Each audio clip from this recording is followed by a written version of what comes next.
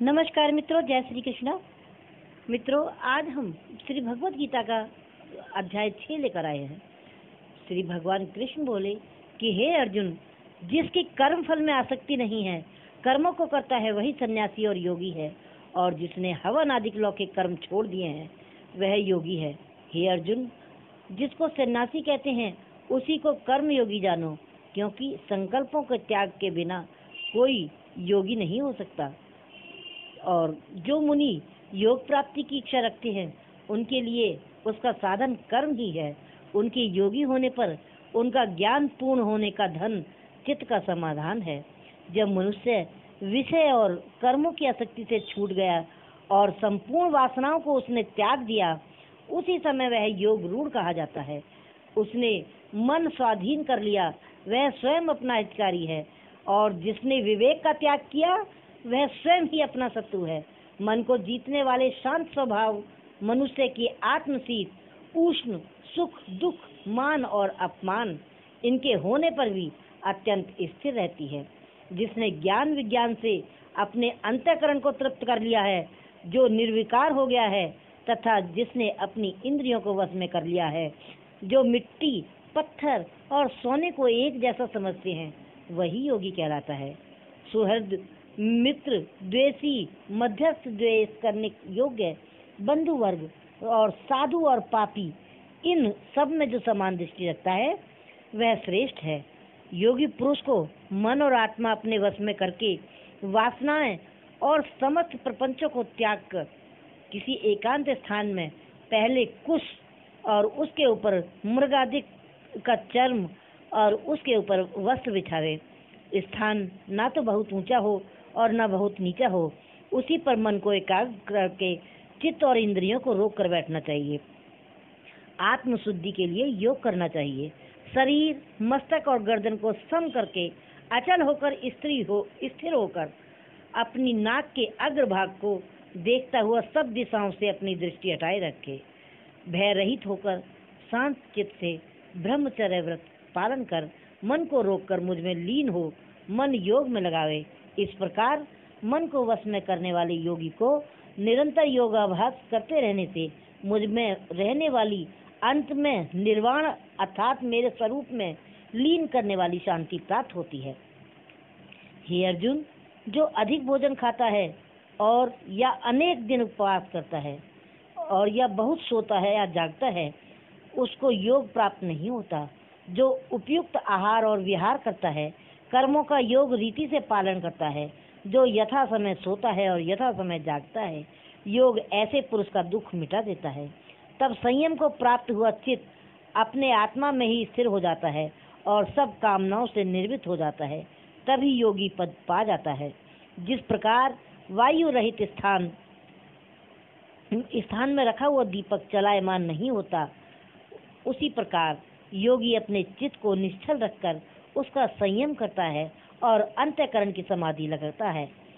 जिस अवस्था में योगाभ्यास के कारण चित्त का वेग रुक कर विषयों में पृथक होने लगता है और जब शुद्ध अंतःकरण से आत्मा को ही देखकर आत्मा में ही संतुष्ट होता है, जिस अवस्था में वह अत्यंत सुख को अनुभव करता है, जो इंद्रियों द्वारा नहीं जाना जा सकता, वरन केवल बुद्धि से ही जाना जाता है। और जब वह योगी आत्म स्वरूप में स्थित होता है, उससे विचलित नहीं होता, जिस अवस्था को पाकर फिर कोई और लाभ उसको जसता ही नहीं, और जहाँ स्थिर होने से उसे कोई बड़ा भारी दुख उसे वहाँ से चलायमान नहीं कर सकता, ऐसी अवस्था को दुख संयोग वियोग कारक योग नामक से जानना चाहिए। ऐसा योग निर्विकल्प चित्त निश्चय ही करना चाहिए। संकल्प में उत्पन्न होने वाली समस्त कामनाओं को त्याग कर मन में सकल इंद्रियों को चारों ओर से रोक कर धैर्य के साथ बुद्धि को अपने अधीन कर धीरे धीरे विषयों से दूर हटें और भली भांति मन को आत्मा में स्थिर करके किसी पदार्थ की चिंता ना करें। यह चंचल और स्थिर मन जहाँ जहाँ जाएगा, उधर उधर से उसको हटाकर आत्मा के वश में करना चाहिए, क्योंकि इस प्रकार शांत चित्त तथा रजोगुण से रहित निष्पाप तथा ब्रह्म स्वरूप योग को उत्पन्न सुख होता है। इस रीति से निरंतर योगाभ्यास करने वाला योगी समस्त पापों से सहज ही छूटकर उसे परम सुख को पा लेता है जो ब्रह्म संयोग से प्राप्त होता है। जिसका मन योग में स्थिर हो गया, उसकी दृष्टि भी सर्वत्र समान हो जाती है।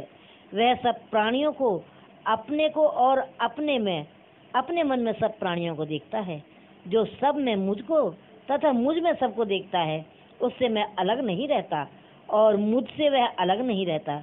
जो अभेद भाव से रहता है, सब प्राणियों में स्थिर मेरा मनन करता है, वह योगी चाहे जिस भी अवस्था में रहे मुझको मिल जाता है।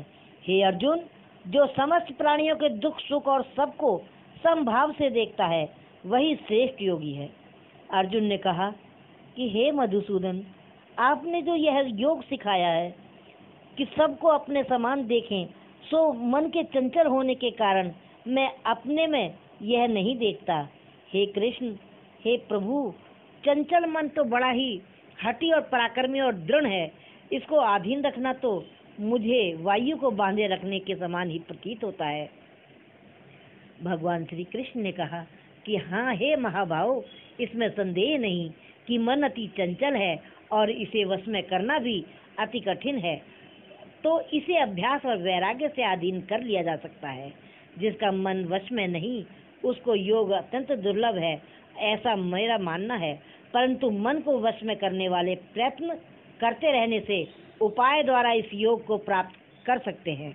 अर्जुन ने कहा कि हे कृष्ण, जिसमें श्रद्धा तो है पर योग प्राप्त करने में सफल नहीं हुआ है और जिसका चित्त योग से विचलित हो गया है, वह योग सिद्धि नहीं पाने से किस गति को जा पहुंचता है। तो हे महाभाव, जिसका पहला आश्रय भी गया और ब्रह्म प्राप्ति भी नहीं हुई, वह दोनों ओर से भ्रष्ट होकर विभिन्न मेघ के समान नष्ट तो नहीं हो जाता। हे कृष्ण, मेरा ये संदेह तो आपको दूर करना ही पड़ेगा। इसको दूर करने वाला आपके अतिरिक्त कोई और इसे दूर नहीं कर सकता। श्री भगवान बोले कि हे तात, उसका यहाँ नाश नहीं होगा और परलोक में भी नहीं होगा, क्योंकि उत्तम कार्य करने वाले किसी मनुष्य की दुर्गति नहीं होती। वह योग में असफल मनुष्य बहुत दिनों तक पुण्यवानों को प्राप्त होता है, पुण्यवानों को प्राप्त होने वाले लोकों में वास करता है और वहां से फिर किसी पवित्र धनवान के घर में आकर जन्म लेता है, या वह बुद्धिमान योगियों के ही कुल में जन्म पाता है।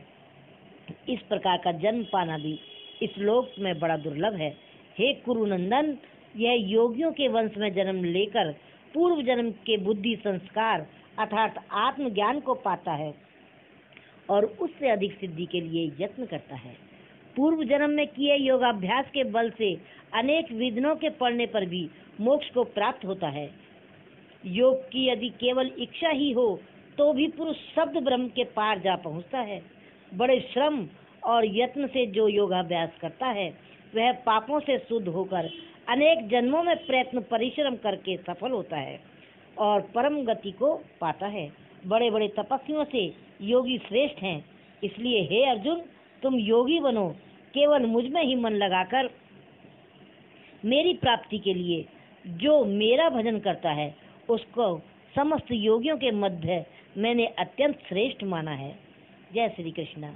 मित्रों, वीडियो पसंद आने पर लाइक और सब्सक्राइब अवश्य करें और वीडियो को कुछ समय अवश्य देखें, जिससे हमारा उत्साह बना रहे। हम ज्ञानवर्धक वीडियो आपके लिए इसी प्रकार लाते रहें। नमस्कार। जय श्री कृष्णा।